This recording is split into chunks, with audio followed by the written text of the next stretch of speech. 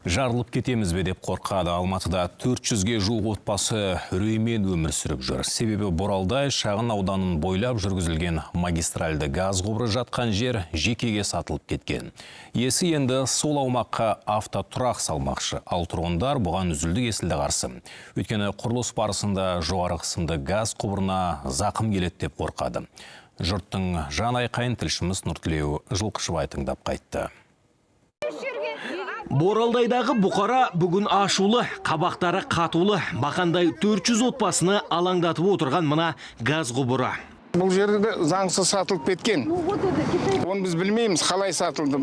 Селевой назначение дейді, бұл ауыл шаруашылығын крестьянское хозяйство жасауға болады. Бірақ мына жерден үлкен газ құбыры өтіп жатыр.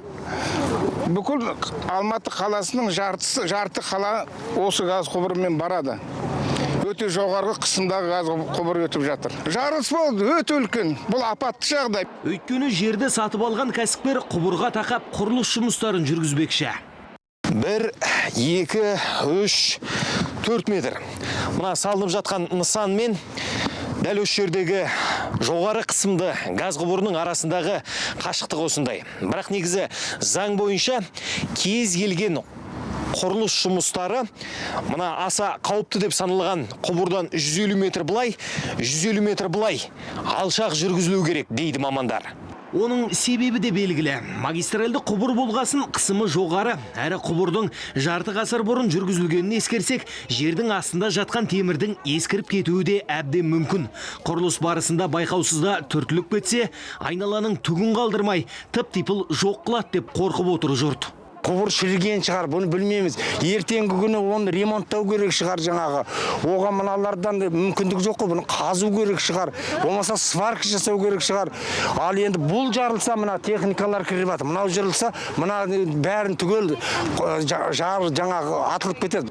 Қаланың құбырына жауапты мамандар да мұны растайды. Қауіп бар екенін жасырмайды, бірақ шағымданудан басқа ара салмайды. Біз ешкімге ешқандай рұқсат, келісім берген жоқпыз. Жауап күтіп отырмыз. Біз жазда июльде хат жаздық, акиматқа жаздық, транспортная прокуратура дейді, соларға жаздық. Пока ешқандай жауап жоқ. Жарылмайтын жағдайын біз жасап отырмыз, бірақ енді ондай темірдің аты темір ғой енді. Талай жыл жатқан жердің астында. Нысанның иесі болса, құжаттарым түгелдеп шаң жуытпады өзіне. Келесі жылға дейін бұл жерді тегістеп, автотұрақ салуды жоспарлап отыр екен.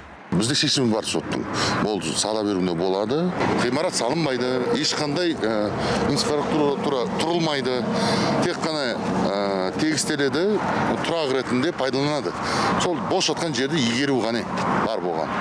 Бірақ шенеуніктердегі мәлімет басқа, ешқандай рұқсат берілмеген дейді олар.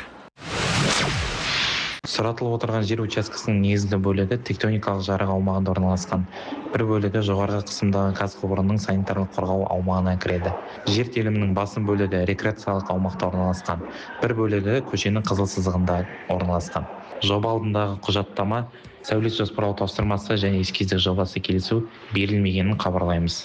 Енді тұрғындар құрылысты түбегейлі тоқтатып, кәсіпкерді жауапқа тарту үшін заңгер жалдаған. Осылайша шағымдарын тізіп, сотқа арыз сүруді көздеп отыр.